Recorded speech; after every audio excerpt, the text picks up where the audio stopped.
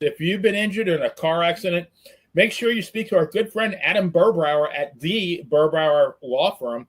Adam and his crew do things the right way and get great results. Adam is not only the man of the hour, the man with the legal power, too sweet to be sour, he is also the excellence of elocution. Check out Adam at burbrowerlaw.com.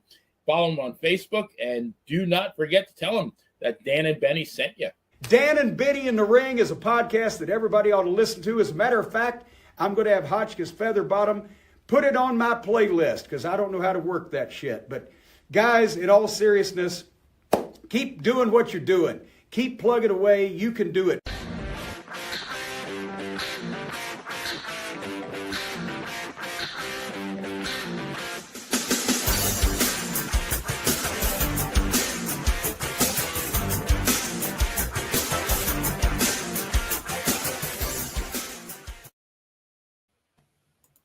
Hello, friends, and welcome to another edition of Dan and Benny in the Ring. I'm Dan Sebastiano, joined as always by the playa himself, Benny Scala. Benny, snappily dressed as always. How you doing, buddy? Always, yeah. I'm really excited, Dan. 2 more days until opening day. We got 3 huge baseball fans here, and so far, all of our teams are undefeated and tied for first. Yeah, I got to ask, Benny, we talked a little bit about it before we started, and I hate to jump right into baseball, but we would be remiss without it. What do you guys think about the official opening day baseball, America's pastime, not happening in America? What do you think about that? I think it's crazy. Amen. What does it have to be in the middle of March and not in this country? What's the rush? Yeah, I get it. I mean, it's funny. I'm just waiting. Like, they keep talking about the NFL expansions and baseball expansions. I mean, you've already got Toronto and some, but eventually you'll end up with.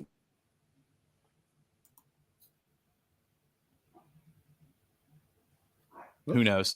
But let me say something about baseball. Of course, George. Go ahead. Starting in late March or extremely very early April.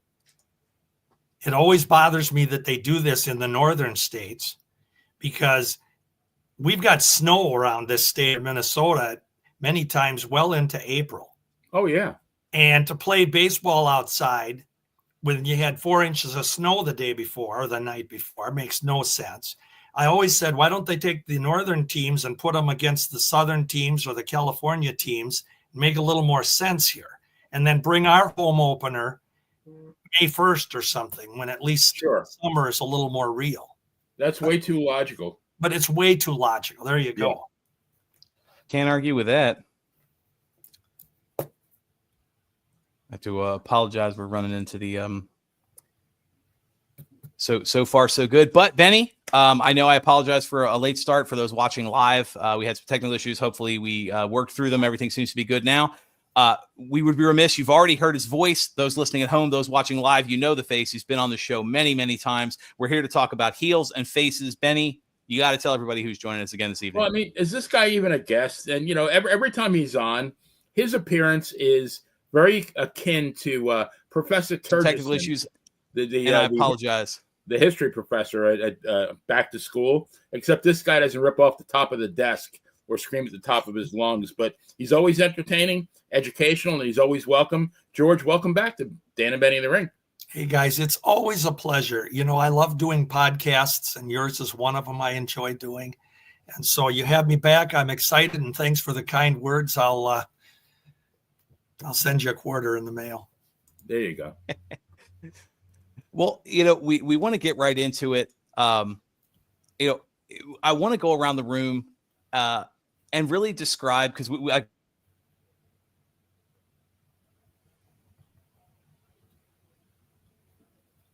Dan's still with us?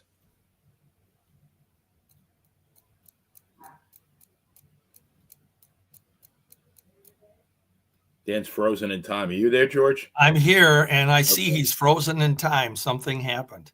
Yeah. Well, what he was, I think I can fill in. So what he was going to ask is we go around the room, and each of us describe our first heel to babyface and babyface to heel turn. So being that you're the guest, George, you go first. Well, you guys know I was a fan since about when I was 8 years old, but I think the one that really impacted me the most, faced or babyface turn. Actually, it was a heel turn to a babyface that really moved me. And I would have been about 14 years old. It was 1964 in December. I can remember that. And it was huge because Dick the Bruiser was as big a heel as you could come up with in the first part of the 60s. And there was a coup that was made. Larry Hennig and Harley Race said that they were going to come up with a third partner because Wilbur Snyder had stuck their nose in his business when they were wrestling Vern Gagne and Reggie Parks. So they said, if Snyder wants to get his nose in, we'll find a partner. Well, they pulled the coup because at the time, Dick the Bruiser just happened to be one half of the AWA Tag Team Champions. And Hennig and Race, of course, for a few months previous to this, had been trying to get a chance at the World Tag Team title. But the story was always, we can't find the Crusher. We don't know where the Bruiser is. And so there was no match. So they had a coup. They pulled the Bruiser out of the woodwork. He was their partner. But as a 14-year-old, I didn't see this coming. But it was awesome, and it stuck with me. During the course of the match, Hennig and Race are refusing to tag off to the Bruiser on the ring apron, who is prancing back and forth trying to get in, and they wouldn't tag off to him. They were doing their quick tags. And this went on for 2 falls, and finally in the 3rd fall, Bruiser had had enough. And he just literally went into the ring. He grabbed Hennig by the red hair, grabbed Harley by the blonde hair, and he rammed their heads together, and both of them bounced a different direction. Hennig fell out of the ring. Harley got pinned. And for the first time, the fans had seen Hennig and Race lose a match. That was the big deal of that. Wow. Okay. They, of course, had to get even with this. And their quotes on TV were this Benedict Arnold, this Judas, Dick the Bruiser. Who does he think he is? We want him in a match. And the Bruiser comes out in his usual gruffy voice. He says, I don't know where the Crusher is, but I'm going to hunt every saloon in Milwaukee, every tavern. I'm going to find him, and we're going to have a match. Well, when the match finally took place in January, the middle of January, on January 15th in Minneapolis, Bruiser and Crusher were still introduced and booed when they came to the ring as heels, as were Hennig and Race. They were still booed, because both Crusher and Bruiser had been heels at this point. But usually what happens in a case like this, guys, is the fans, when you end up kind of having 2 heel teams, the fans are going to end up picking a sentimental favorite for whatever reason. And Bruiser and Crusher were getting, because Hennig and Race were the blowhards. They were the pretty boys. Pretty boy Hennig, handsome Harley, and they were cocky and arrogant and boasting all the time about how they're so pretty. And so the fans rallied behind Bruiser and Crusher. And that really cemented the turn in that match. And it was played out so special because in the 3rd fall of this Donnybrook, the referee was injured. Tiny Mills was the referee. And he fell out of the ring, hit his back on the ring apron. He was injured, couldn't continue. The call went out to the dressing room. This is all taking place live in the auditorium. A call to the dressing room, we need a referee out here. Nobody comes out. Wally Carbo came out and said, no, I can't get a referee that wants to come in here with these 4 wild guys. So here comes Vern Gagne down the aisle in his sport coat. He gets in the ring. He says, we can't find a referee, but I'll referee. Hennig didn't like Vern. Crusher didn't like Vern. So you had guys on opposing teams not liking the choice, which made it perfect. And Vern was the referee for the 3rd fall. And then they played it out where a few times Hennig was going to knock Gagne and Gagne pushed him. Same with Crusher. By the end of the match, Crusher and Bruiser were disqualified, but a rematch would take place later on, and Crusher and Bruiser were now the good guys. That cemented the Crusher because Bruiser wasn't a regular here. And the fans started rallying behind him.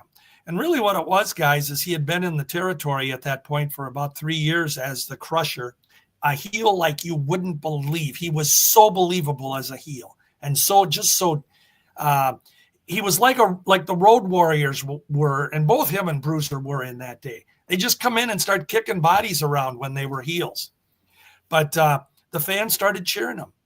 And that was a face turn. And that's the one I remember the most in the story, how it played out as I described it.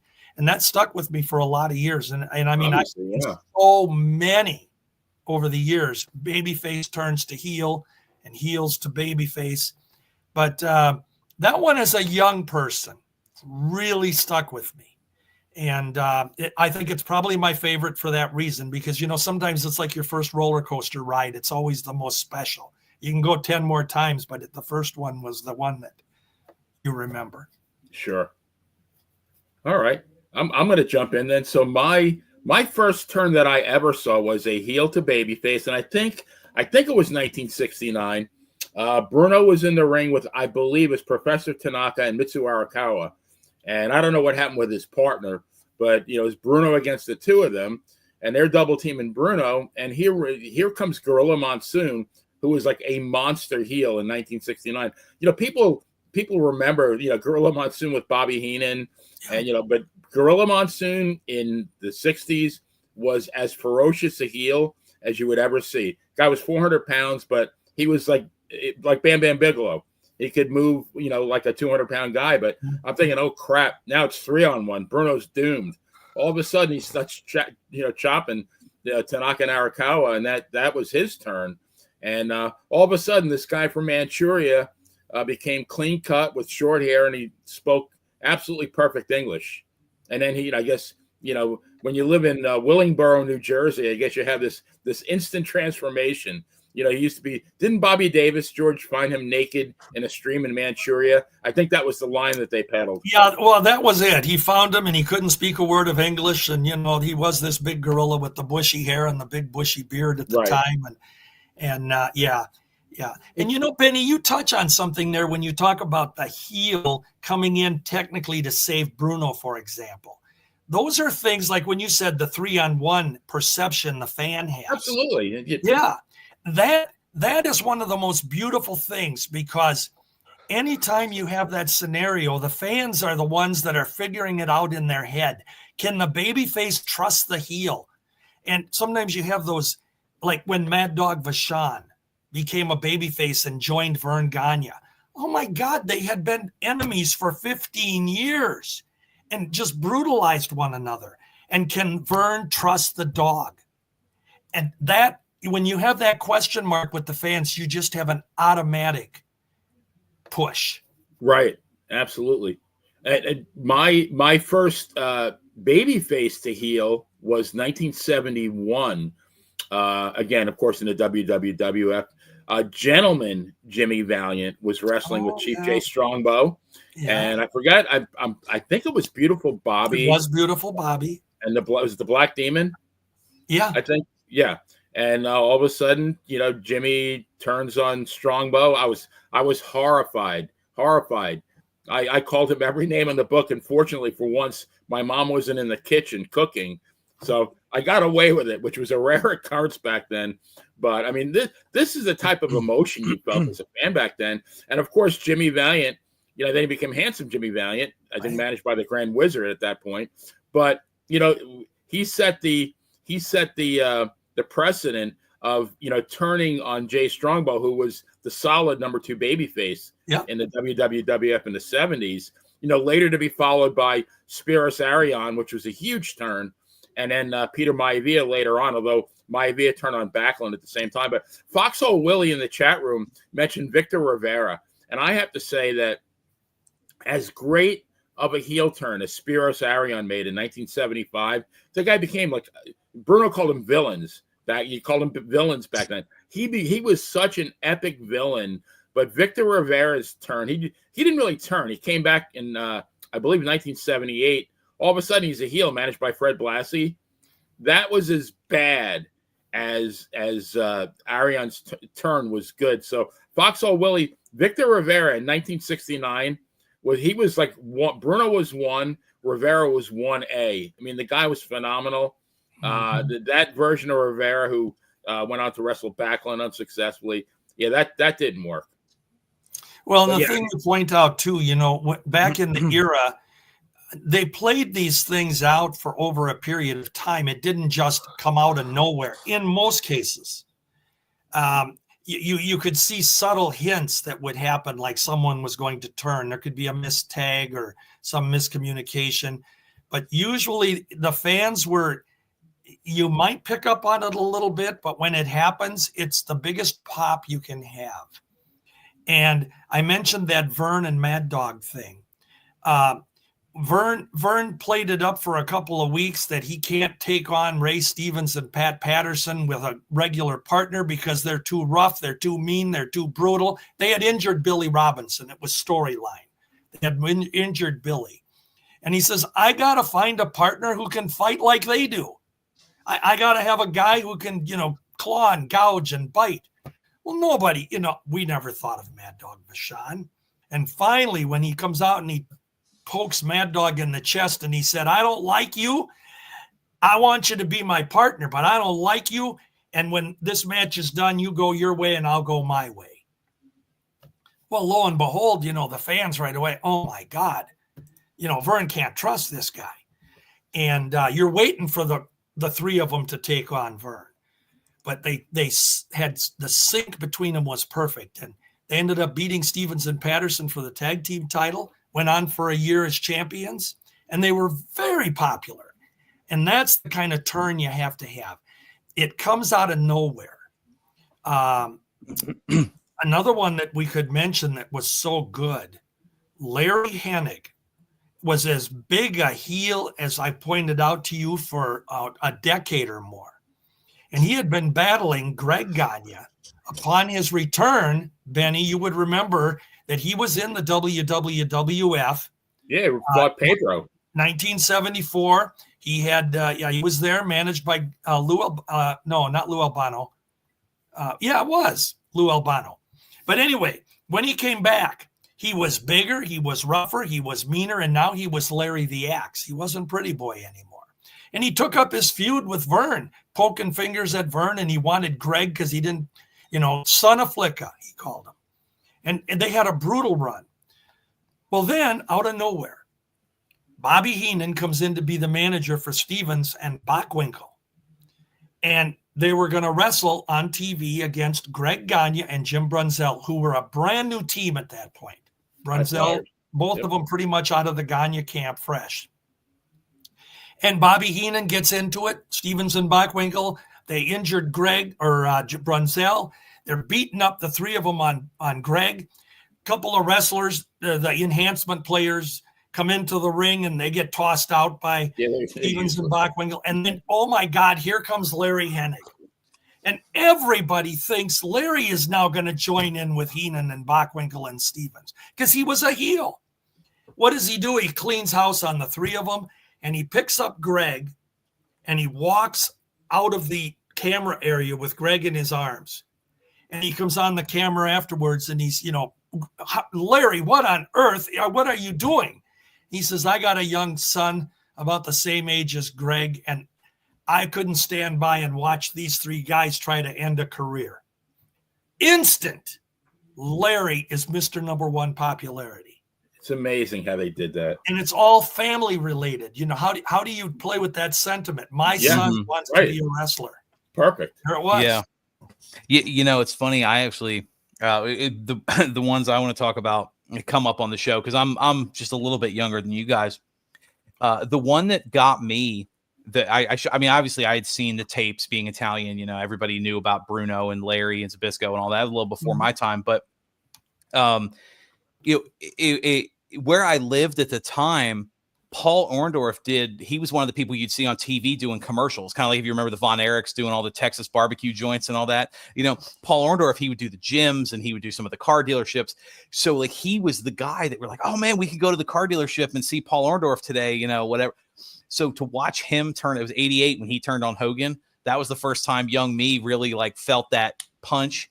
And then about a year later, correct me if I'm wrong, because I'm trying to remember the time, I was watching NWA Saturday Night and the Road Warriors, and there wasn't anybody that was under the age of 20 that didn't think the Road Warriors were the coolest thing you've ever seen, turned on Sting in his match with the Varsity Club. And that was like a gut punch because here's these cool, awesome powerhouses, and now they're beating up Sting, and it's like, come on. So NWA, WWF, late 80s. Those were the first two that I really felt like as a kid. I say kid, I was 10 or whatever, sitting in front of the TV like, hey, wait a minute. This is, this isn't supposed to have, like you said, or Foxhole in the chat. Like that's when you really felt the villain kind of suck the air out of you. But great stuff. Great stuff. Absolutely. Yeah. So George, I want to pick your historian brain here. I have to think, I use the names here, Great Gama and Stanislaus Zabisco. We're going way, way back. That there were no before healer. my time. Yeah, no, there was no healer babyface turns back then. I'm assuming that there was no such thing. They were just competitors. Did television in the early 50s start the designation between heels and villains? Oh, I think definitely, guys. If you look back at early television when it was in its infancy in the late 40s, and you look at, what did we have? Some cities only had one or two stations, and wrestling, and we've talked about this on a lot of podcasts. Wrestling became something that was very cheap to put on television. The station could get some advertisers and put on wrestling. And the Dumont Network out of Chicago, which was the national network at the time, they started highlighting professional wrestling. And in that era, in the late 40s, the very early 50s, you had guys like Killer Kowalski, who had been around for a while. You had Buddy Rogers, the Nature Boy, the original one. You had Gorgeous George, who was the originator of, the feminine type, strutting, blonde, arrogant, cocky wrestler, with the blonde curly hair and the fancy robes and don't keep your dirty hands off of me type guy. Television got these guys over, and this is where you really had a line where you had the Gorgeous Georges and the Killer Kowalskis and the Hans Schmidt, the evil German. And you got to always remember that ethnic thing.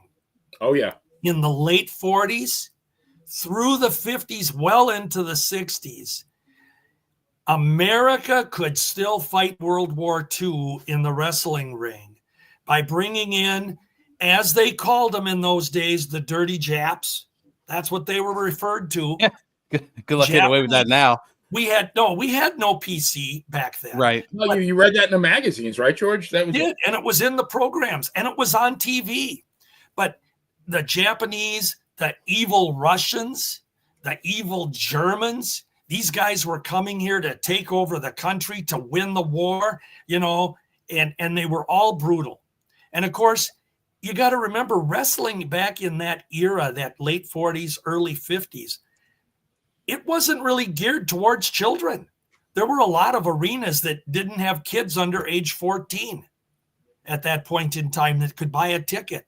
And so you had these ex-Army guys, ex-Navy guys. They were in the audience. And when they saw a dirty Russian come in or a dirty German come in and make all these claims, you talk about box office? Yeah. And so I think when you talk about Gama and some of those guys way back when, they were contests that people would sit through for 2 hours while these guys, sat with a rest hold. And it was not to be compared to what happened after World War II.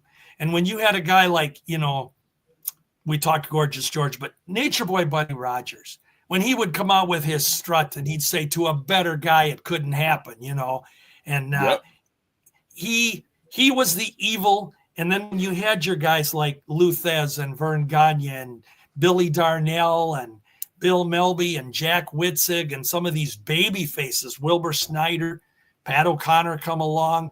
It was drawn line, good guy, bad guy.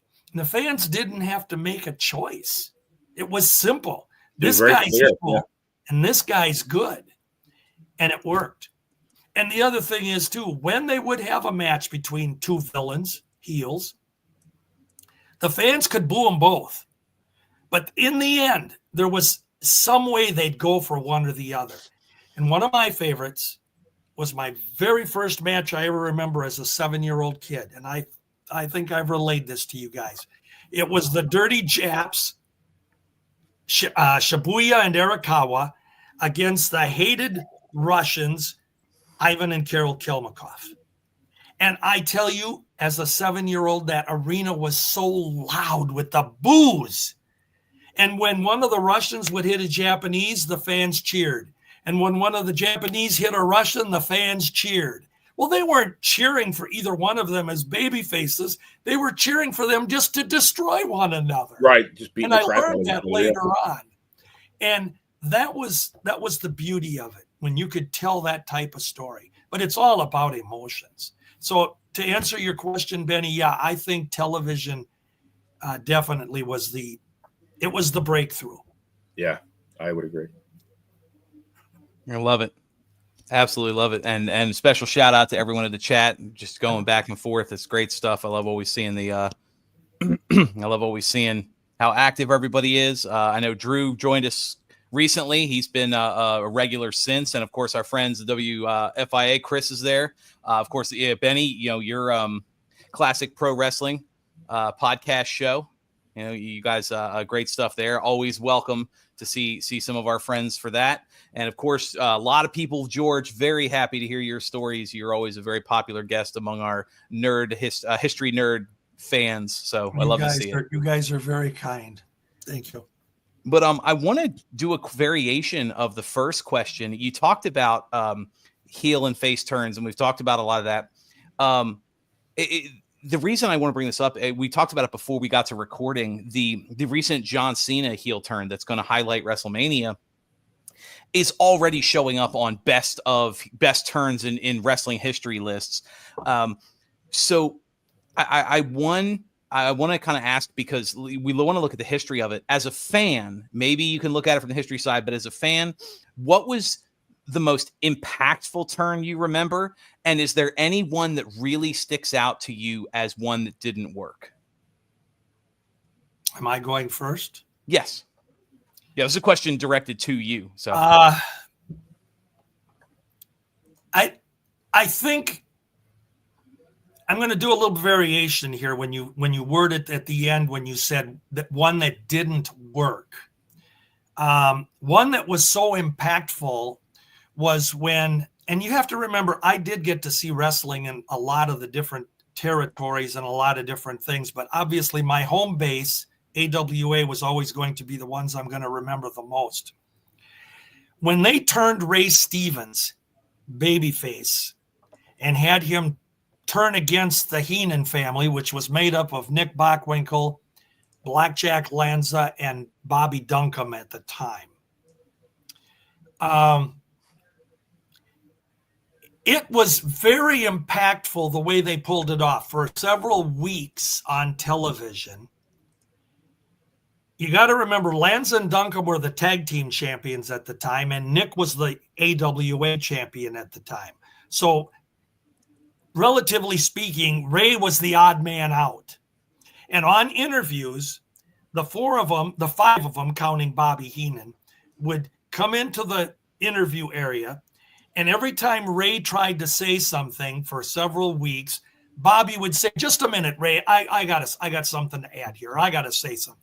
And even Nick did it to Ray once or twice. He's, "Just a minute, Ray," and he would say something. And so Ray would just kind of sit there and, in the background, and you could see the slow simmer. The way they played it out was so good. Then they get to a television segment where Bill Apter from the famous Apter magazines came into the Twin Cities, and he was going to present Bobby Heenan the Manager of the Year trophy voted on from Pro Wrestling Illustrated readers, etc., or his Apter magazines. So they're in the ring, Lanza, Duncombe, Bockwinkel, Stevens, and Heenan, and he gets presented this trophy, Manager of the Year. Lanza says, "Congratulations, Bobby, well deserved." Duncombe shakes his hand, and then those two get out of the ring. And then Nick says, "Bobby, congratulations." And when Ray tried to congratulate him, Bobby kind of started blowing off his horn about this is well deserved. And Stevens tried one more time to say something, and Bobby says, "Ray, don't talk when I'm talking. And that was it. Ray went crazy. He started going after Heenan. He took the trophy and he smashed it on the ring post and broke it to pieces. Stevens is wrestling against both Heenan and Bockwinkel. My God, what is going on here? And then Stevens comes out. There's a lot of stuff you don't know that's going on here, and I'm tired of being treated like an idiot in the background. So the moral of the story is Stevens is now the babyface against the Heenan family. A lot of matches came out of that. But the thing where I think it went goofy was they ran the horn with Heenan teaming with guys to go against Lanza Duncombe, having title matches against Nick, whatever the case was. And then all of a sudden, nothing. And Ray disappeared for just a little bit. And then all of a sudden, guess who comes to town? Pat Patterson. And before you know it, Ray Stevens is teamed with Pat Patterson with not a single word that he had ever wrestled as a babyface. And before you know it, Bobby Heenan is managing Stevens and Patterson and Nick. What happened? No explanation. And it didn't work in the sense that the fans are at home saying, what happened? What did I miss here? Because they wanted fans to forget it. They literally thought we were dumb enough to never remember that Nick and Ray had, battled each other just 5 months earlier. And that was one that didn't work. Ray was a better heel, and he stayed a heel after that and won the title with Patterson. And then, of course, he was wrestling, as I mentioned earlier. Him and Patterson were champions, and they wrestled against Vern Gagne, Billy Robinson around the horn, injured Robinson. Vern had to get the dog. But that's how all of that played out. Ray was a better heel than he was a baby, at least here. And whether or not the fans totally bought into him, I don't know. But it didn't work. Yeah. So for me, this one's easy. My most impactful turn was Larry Zbyszko on Bruno in 1980. And even though at that point I was, I think, almost 25, it still hit me. Like I could not believe, of all people, to turn on Bruno. I mean, you expect other people. You never expect Larry. Larry the protege. And you mentioned the word before, Judas, George. And Bruno said the same thing in his promos.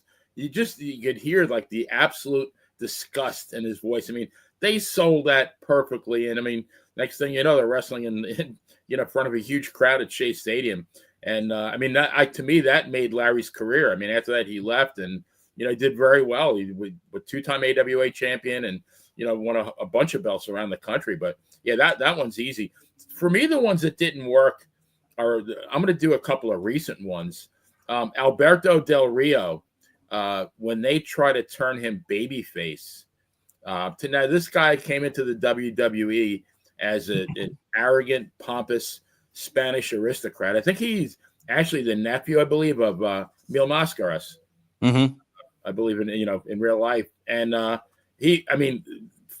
very good-looking guy. They, came in dressed to the nines. He would drive a Mercedes to the ring. Excellent worker in the ring. And when they turn him babyface, I'm thinking, why? Like, we love to hate this guy, and he did not connect with the fans, and I think they pretty quickly turned him back. And then the other one was Miz when they first turned him babyface, because again, the guy's a jackass. Like, why would I like him? You know what I mean? Like, there's no reason to like this guy. We love to hate this guy. That's when he still had at least enough heat where, I didn't go make a sandwich or go to the bathroom. Benny, I think you touched on something here. I mentioned the Ray Stevens thing, and that was the one time in the AWA that they changed a heel to a babyface, and then, of course, eventually he just went back to being a heel, and they had just kind of forgot the whole storyline that ever took place where he had become a baby. Generally speaking, in pro wrestling, at least in the AWA, when there was a heel to baby turn or a baby to heel turn, it stuck. It was forever. There wasn't any, okay, this 3 months you're going to be the heel, and then this 3 months you're going to be the baby, and then we're going to turn you again, and back and forth. Generally, it was across the board. There was this massive light that came on. I'm going to be a good guy now. I saw the light, and I'm a good guy, and or vice versa. And to me, that's what made it real. Now, when you touched about some of those WWE guys and what they do today, and I don't know if we're going to go there on this segment, but I think you can't make. I used to turn on Monday Night Raw, and I'd have a month and a half, 2-month break in between looking at it, and I'd turn it on, and I'd go, I'm trying to figure out what the hell. This guy was a bad guy the last time I was watching this. Now it appears he's the good guy, and vice versa. Yeah. And this happened every time I turned it on. I had no idea. And guys like Big Show, this guy, they switched him so many times, I'm surprised he even knew his name. Yeah. You can't do that. Mm-hmm. That was a running joke. The Big Show. I mean, I think at one point I saw a list, and this was a few years ago, so I'm sure it's been updated since. The list had 25 across W's. Because if I can interject, when he was still the Giant in WCW '96, he joined. He turned on WCW to join the NWO, like only a few weeks after they had just tried to kill him, and it wasn't like Randy Savage joining the NWO after the screw job, where you're like, okay, I get it. He's got the money. He's older. The Giant, it made no sense. And it really kind of cemented how many of the Big Show's turns. And then he would go off and get surgery, or he'd be off TV for a little while, and he'd come back and be a face or come back and be a heel. And it's like, they would never resolve any of it, I think. I want to throw one out there. Benny, you stole my Alberto Del Rio one. I want to throw one out there that really bothered me. My wife and I actually went to the pay-per-view when it was in town, Lethal Lockdown years ago. But when they did when TNA did the very first run of the Main Event Mafia, Samoa Joe turned to join the Main Event Mafia, and it killed. Don't get me wrong, he was a main event guy for years with the company, but it killed his momentum, because for the next how many years he was basically just a lackey. This was a guy that was being built to be the next megastar, badass submission machine. And now here he is being Sting and Kevin Nash's lackey, and it just didn't work. And I think that's one that doesn't get enough credit. If you talk about turns, I mean, Benny, I know you mentioned The Miz is a great one. I think something else that really jumps out at me going back, and this was, I mean, granted, this was WCW during the peak awful era, when Sting turned on Hulk Hogan after they did the whole storyline where Hulk Hogan went back to the red and yellow, and then Sting was run over by a Hummer, and then they had pictures of Hogan with the white Hummer, and it was like, oh, is Hogan secretly a heel? But the big reveal was Sting turned on Hogan to win the title. And that was stupid, because like fans didn't want to boo Sting. It didn't work. It just kind of got forgotten about. But there's the one that I think jumps out at me a lot. And I go back to the older, obviously my older time watching was I think, and I'm torn, and I want you guys to bear with me on this one for a second. WCW in the early 90s, after Cornette and Stan Lane left, Bobby Eaton was kind of floating in the ether. He had a match with William Regal. William Regal, in the middle of the match, left the ring, called Gene Okerlund over, said this guy would be a great partner, and they started doing the segments where Bobby Eaton became the Earl of Eaton and the Blue Bloods, and that whole thing. I remember that. I thought that was absolutely phenomenal for what it was, but no part of me as a fan in any point in my history would ever boo Bobby Eaton for anything. I don't care. He could have come out, wiped his ass the American flag, and shot the president. Like, it's Bobby Eaton. Like, I don't want to boo him. William Regal plays a great, jerk that you want to boo, but a part of me, even though it was the match, I mean, it's Regal and Bobby Eaton. The matches were always great. The segments were fun, watching this bumpkin become the British aristocrat, but it just always stuck in the back of my mind that I didn't want to fully accept it because of who he was. It was the same thing, and I know it's cliche, 2001, when Austin turned and join Vince McMahon after the kind of officially ending the Attitude Era with the heel Austin. Like I didn't want to boo Austin, so I don't think it worked.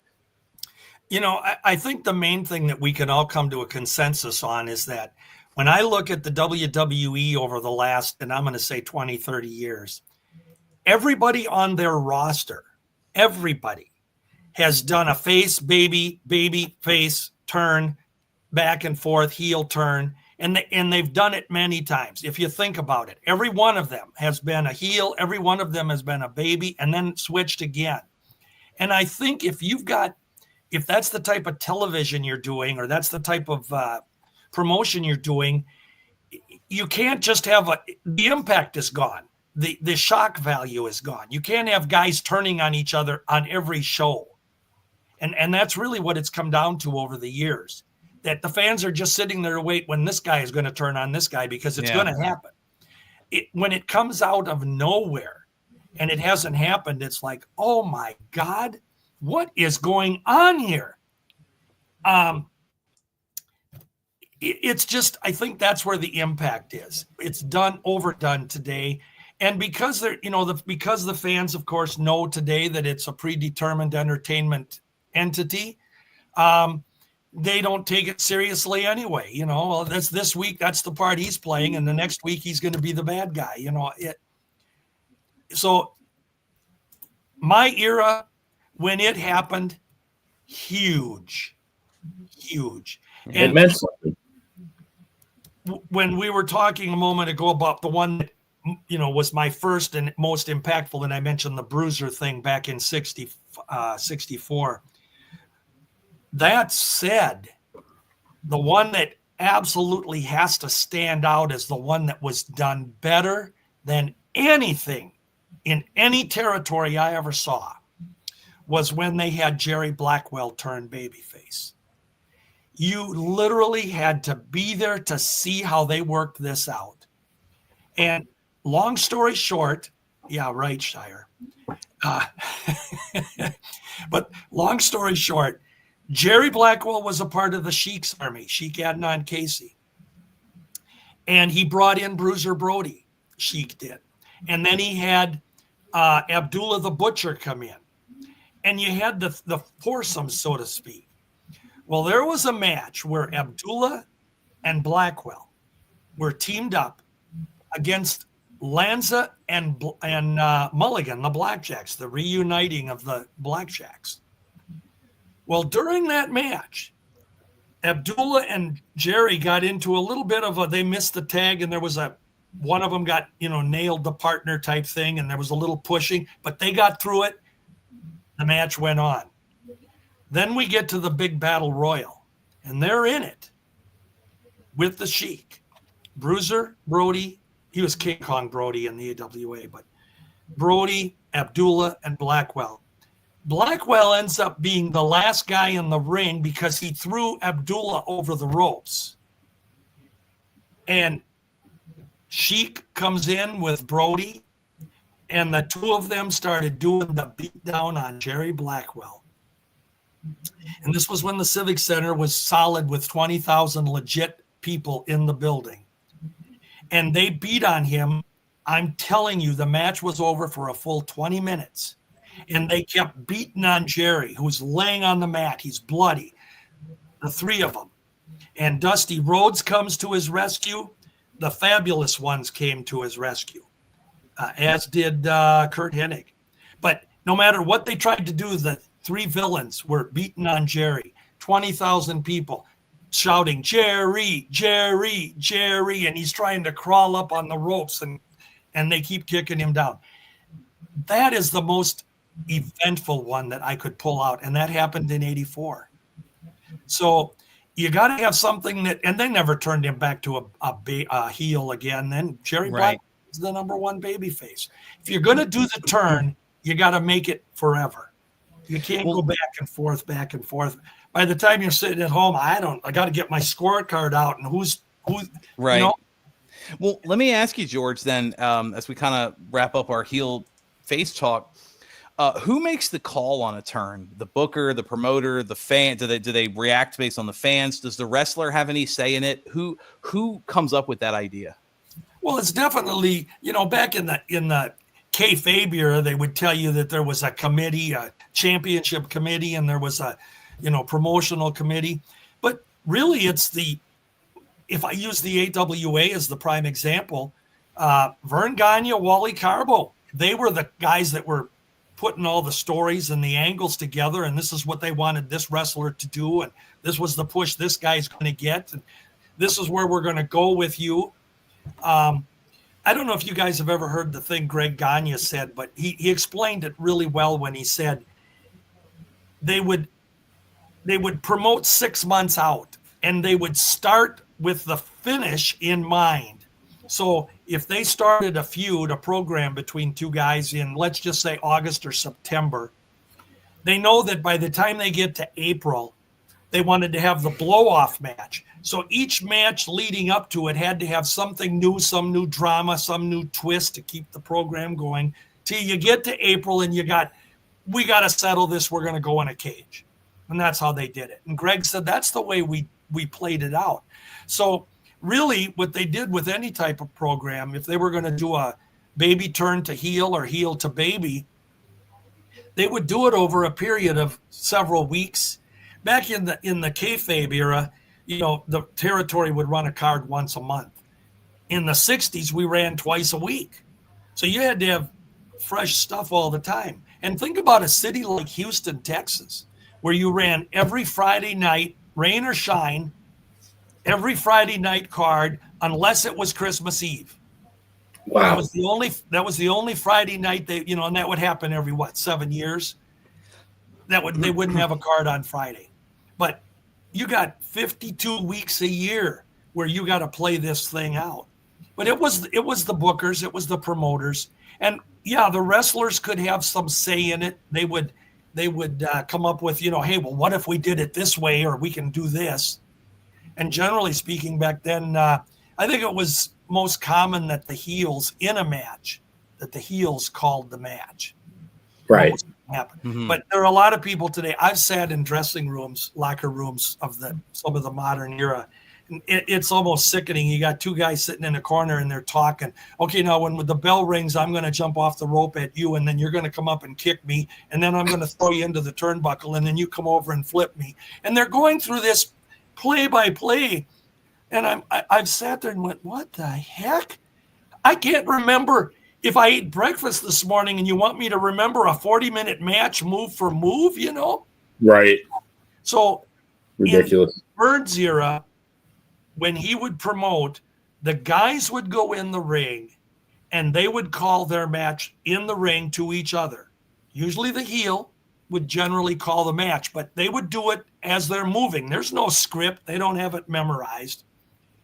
The only thing they knew what to do was how the finish was going to happen.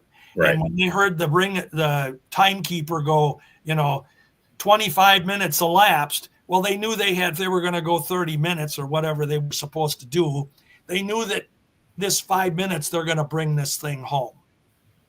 That's when they would go to the shocking ending, whatever it was going to be. And that shocking ending always had to be something that was going to tick everybody in the audience off so that they want to come and buy a ticket to see the rematch between these two guys. So the bookers and the promoters pretty much called all the shots. And generally, too, guys, when a wrestler would come into a territory back in that era, Vern, I'm going to use Vern again, and Vern was behind the scenes. People didn't know that he was, the promoter behind the scenes, but he would pretty much have an idea what he was going to do with a wrestler when they came into the territory, based on that wrestler's previous territory matches, on his career, who he was, what name value he had. And Vern knew what he was going to do with him, and he would set him up that way. I was talking to a guy today about Johnny Powers. Oh, yeah. Great Johnny Powers. Johnny Powers came into the AWA the beginning of 1967, and he got a mega push. Vern pushed him, and he was a heel. And Vern pushed him, Powers had his figure 4 leg lock, which he called the power lock. Power lock, right? Yes. It was a figure 4 leg lock. And Johnny got a huge push. He wrestled all of the up-and-coming wrestlers, the baby faces. He had a major feud with Vern Gagne for the title when Vern was champ. He wrestled against Killer Kowalski, a fellow heel. He had a huge feud with the Crusher, who was number one babyface outright in the 60s. And he also held the distinction of being the only wrestler in AWA history to ever beat the Crusher in a cage match. Crusher had cage matches against most of his heel opponents, but Powers had a victory. But here's what happened. Dr. X, Dick Beyer, the Destroyer, came into the AWA in August of 87, and Dr. X used the figure 4 leg lock. Behind the scenes, Vern went to, and that was going to be the push that Doc was getting as a heel. And Vern had this thing where two guys couldn't have the same finishing hold, or, you couldn't have two blondes, and etc. Well, he went to Johnny Powers and he basically told him, I don't want you to use the power lock anymore. Johnny didn't like that. The hell with you, Vern. That's my hold. That's my finishing hold. Right. Well, we're going to go this direction with Beyer. And Powers basically got upset and gave his notice, and he was gone. And it was abrupt. But that's the reason he left. Behind the scenes, nobody ever knew that. But that's the reason he left, because Vern was putting a chain on him. And at that point, Johnny legitimately felt he didn't deserve to have that leash put on him. So there you have it. Nice. Well, as we wrap up here, George, again, I can't appreciate you enough for your time. Always love hearing the stories. But Benny, we got a lot of good stuff with the heels and the faces, and the chat's been great. You guys have been awesome. Last question to you. What are you thinking? All right. So, George, we were talking, and when we watched this, kids, we absolutely knew who the good guys and the bad guys were. I mean, the lines weren't blurred at all. And today they're very blurred, and it's very hard to distinguish it. So I'm thinking, if I was, a wrestling fan in 1979, they put me in a time machine. I come to an arena in 2025, and I see Seth Rollins, who looks like Liberace and acts like an ass clown. I'm thinking, this has got to be like a heel. And I really think, in my mind, maybe because I'm older, but I think a lot of people still cling to that good versus evil. You want that conflict. And I really feel like that's one of the reasons why wrestling doesn't have the popularity that it used to have. How do you feel about that? Well, I think you nailed it real good, Benny, because back in let's use from the 50s through today, you legitimately, as I said earlier, you had that line. When the good guy came to the ring, you knew who he was. He was the guy with the towel around his neck, or the sweater, and he was introduced. He was a scientific wrestler and never broke the rules, very soft-spoken. Could have been if he was a cowboy, he had the white cowboy hat on, and Cowboy Bill Watts, for example. And he was the good guy, you could tell.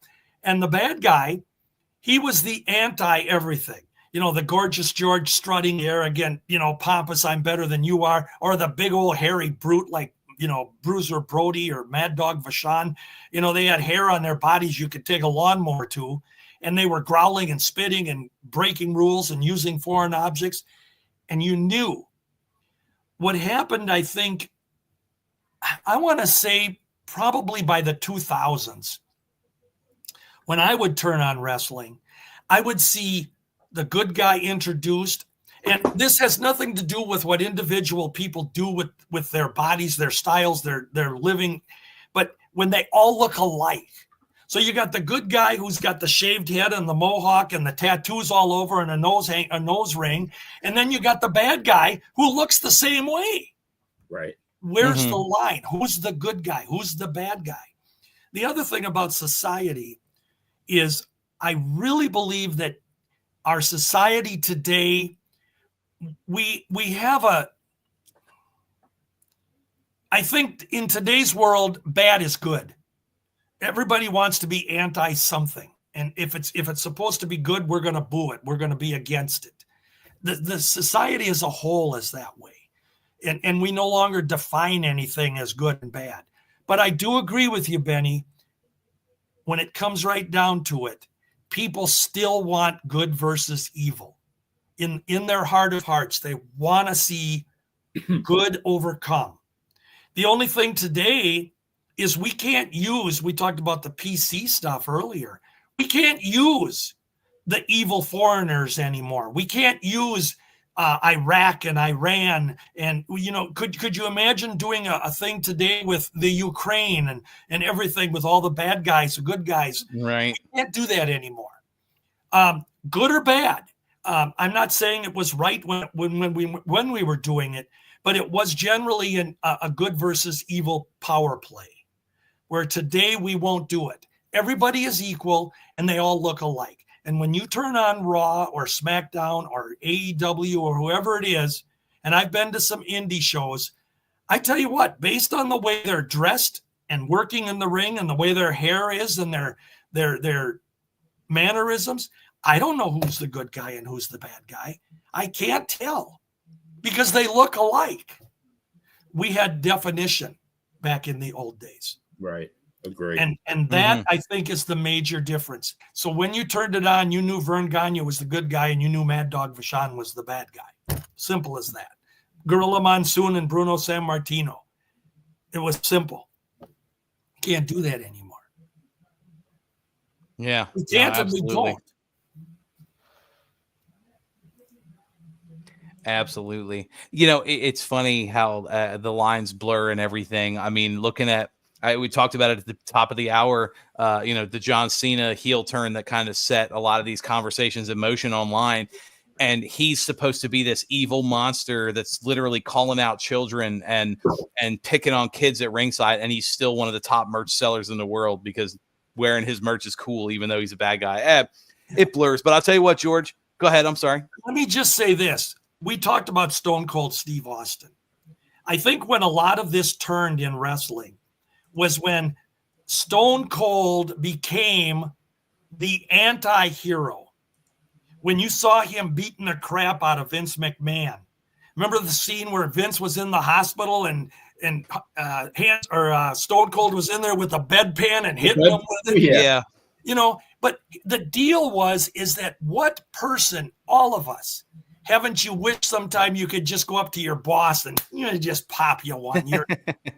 We've all had that person, that arrogant boss or something. Yeah. And that's what Vince and Stone Cold created, where he did what everybody at home wanted to do. He kicked the crap out of the boss. Amen.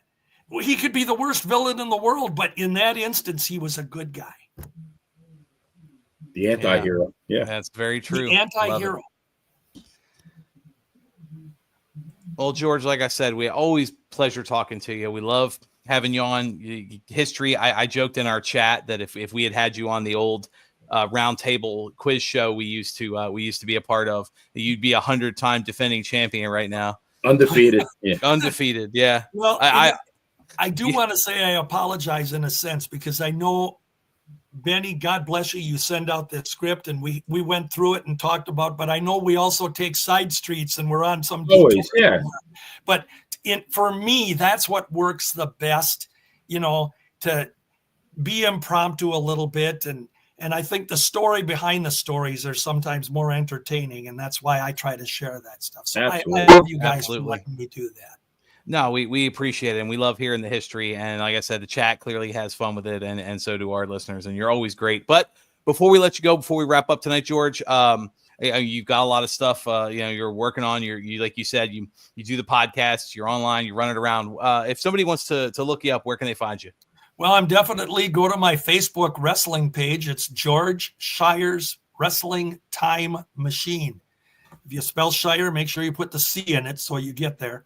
But if you like old wrestling, I only go to 1990, guys, 1990 and backwards. And if you like old wrestling and history, that's a place. Send me a join request. And obviously, I like you to be a contributor if you can, too, by posting things and being involved. But, yeah, that's where you'll find the history. I also I have my Minnesota's Golden Age of Wrestling book that just seems to keep – it's like the Energizer Bunny. I laugh about this. It's 15 years old in another couple of months. Wow. And it's still in Barnes and Noble in our local area here. I go there and it's on the shelves, and they get new editions all the time, and they're selling them. And it's on Amazon, so that's a plus. And then I do, along with the podcast, I've helped with a bunch of books with people. The Vern Gagne book is new out, and Brian Ferguson did such a great job with it. Oh, yeah. We love Brian. I'm so proud of him. And he gives me credit in it, but he did the work. It's his book. And I'm glad it's finally done. I didn't want to do another book physically. And then we got a Wilbur Snyder book coming out in about 3 weeks. Oh, I saw that, yeah. And I'm excited about that because Richard Vicek and Steve Verrier, they picked my brain long ago, and I know I've helped them too. And so I'm excited to do those things. And then I do on-site wrestling presentations a couple times a year here in Minnesota. So that's where I'm at. And when you guys ask me, I get to pretend I know something. You're very good at that. Very good at that. Well, you heard him, everybody. George Shire's Wrestling Time Machine on Facebook. Great stuff. And you remember Shire, Schire. So again, George, always a pleasure. So for the great George Schire, the eternal author, for the playa himself, Benny Scala, I'm Dan Spashon. Have a good night, everyone, and we will see you next time in the ring.